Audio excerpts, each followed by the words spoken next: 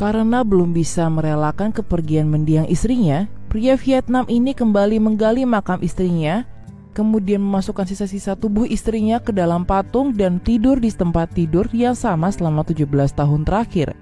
Kisah pria yang bernama Levan ini pertama kali diketahui publik di tahun 2009. Banyak orang berpikir cerita ini bohongan karena sulit mempercayai seseorang menggali kembali makam pasangannya dan membawanya kembali ke rumah untuk tidur bersamanya di kasur yang sama. Meskipun kerabat dan warga desa melarang apa yang dilakukan oleh Levan, pria itu belum punya rencana untuk merelakan istrinya pergi. Namun yang perlu Anda tahu, kisah antara Levan dan istrinya ternyata sangatlah mengharukan. Diketahui dari media lokal, Levan dan istrinya menikah di tahun 1975.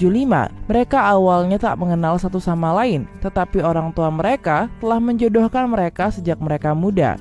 Setelah Van kembali dari tugas militer, mereka pun menikah.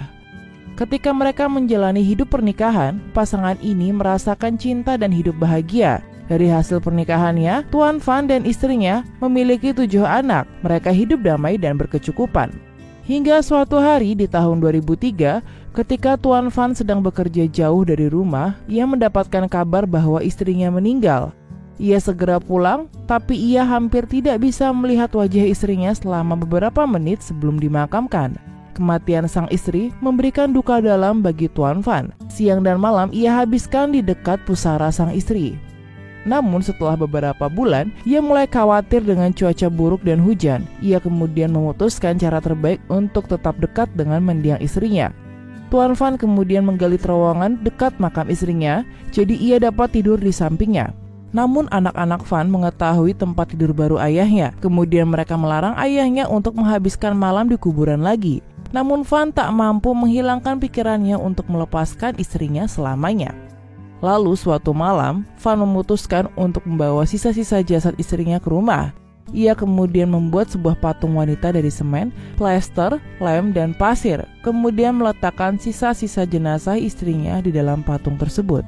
Kemudian ia meletakkan patung itu di tempat tidur dan berbaring di sampingnya selama 17 tahun. Ketika anak-anak Levan mengetahui apa yang terjadi, mereka meminta ayahnya untuk mengembalikan jasad ibunya ke tempat peristirahatan terakhir.